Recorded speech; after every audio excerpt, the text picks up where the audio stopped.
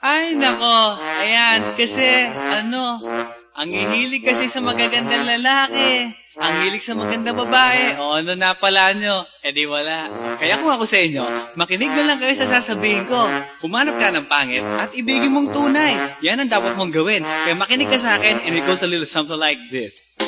Kung gusto mong lumigaya ang iyong buhay, humanap ka ng pangit at ibigin mong tunay. Isang pangit na talagang di mo matanggap, at huwag ang lalaki na iyong pangarap. Ngunit kung bakit ko sinabi to'y simple lang, pagkat magagandang lalaki ay naglalaro lang ng iyong oras. Pagod hirap at salapi, ngunit handang-handang iwanan ka naman sa sandali na ikaw ay wala nang ibigay, di ba? Kaya't pangit na lalaki ang hanapin mo, day. Kung hindi, sige ka, puso mo'y mabibiyak. Mawalay man ang pangit, hindi ka iiyak.